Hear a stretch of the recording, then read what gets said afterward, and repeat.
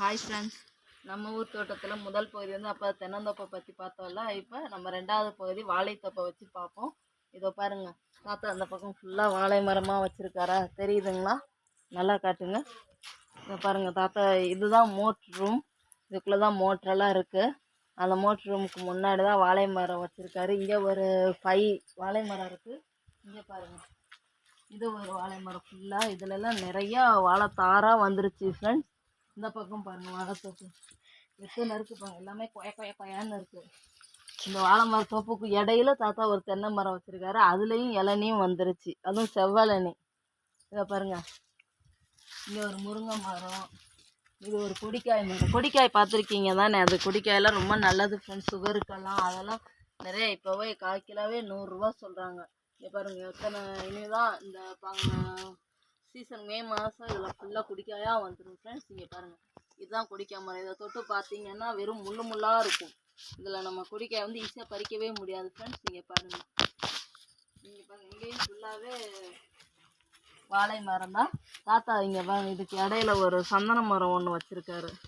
நல்லாவும் வந்துருச்சு சந்தன மரம். இதுக்கு இடையில ஒரு வேப்ப மரம். இங்கே பாருங்கள், ஒரு வேப்ப மரம் வச்சுருக்காரு. இது நெட்டுக்காவே வாழை மரம் தான், வாழைத்தோப்பு தான் ஃபுல்லாக. இந்த வாழைத்தோப்புக்குள்ளே அங்கங்கே இது பாருங்கள், இதுதான் குவாப்புல் மரம்.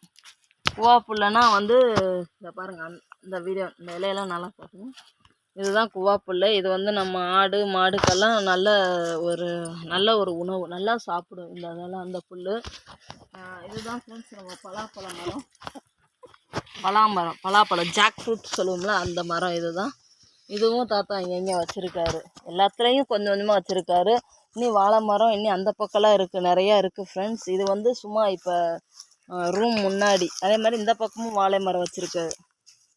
வாழை மரம் தெரியுதா ஃப்ரெண்ட்ஸ்? வாழை மரம் இதில் ஃபுல்லாக தென்னை தேக்கு எல்லாமே வச்சுருக்காரு ஃப்ரெண்ட்ஸ். எங்கெங்கே எதுவுமே இங்கே பாருங்கள், இதெல்லாம் பார்த்துட்டு அவங்க தாத்தா இதெல்லாம் க்ளீன் பண்ணாமையே வச்சுருக்காரு ஃபுல்லாக. அந்த வாழை இலையெல்லாம் காஞ்சி போயிருக்கு. இதையெல்லாம் வெட்டி விடாமல் வச்சுருக்காரு. இதுதான் மல்லிகைப்பூ செடி பாருங்கள் ஃப்ரெண்ட்ஸ். மல்லிகைப்பூ வந்திருக்கு, ஆனால் நிறைய பூச்சியெல்லாம் அரிச்சிருக்கு, பூச்சியாக நிறையா கடிச்சிருக்கு. இதுக்கு மருந்து வைக்கணும். மருந்து இப்போ தான் உரம் வச்சுருக்காங்க. கூடிய சீக்கிரத்தில் மல்லிகைப்பூ வந்துடும். மல்லிகைப்பூ வந்தால் நான் அதையும் உங்களுக்கு வீடியோ போட்டு காட்டுறேன் பாருங்கள்.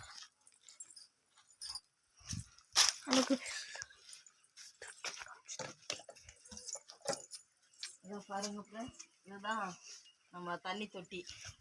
இதை எப்பயுமே தண்ணி ஃபில் பண்ணி தான் வச்சுருப்பாரு. இது பாருங்கள், தண்ணியை காட்டுங்க. தண்ணி இங்கே பாருங்கள் எவ்வளோ க்ளீனாக இருக்குன்னு. அதே மாதிரி கிணறு, பெரிய கிணறு ஃப்ரெண்ட்ஸ். இந்த கிணத்துலையும் தண்ணி எப்பயுமே இப்போ மழை பெஞ்சிருக்கிறதுனால நிறையாவே. இங்கே பாருங்கள், தண்ணி தெரியுதா? அதுவும் இல்லாமல் அதுக்குள்ள நிறைய மீன் வேறு. இதில் மீன் வேறு தாத்தா போட்டிருக்காரு, வளருதான். இருங்க, உங்களுக்கு கிணத்துல எவ்வளோ தண்ணி இருக்குன்னு காட்டுறேன். அதுக்கு முன்னாடி செருப்பு போடணும்ல.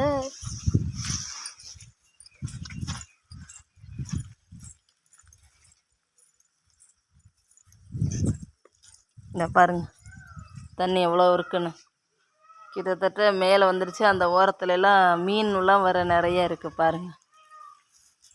மயிலெல்லாம் கூட வரும் ஃப்ரெண்ட்ஸ். இங்கே மயில் கூட இப்போ அகவுது பார்த்தீங்களா?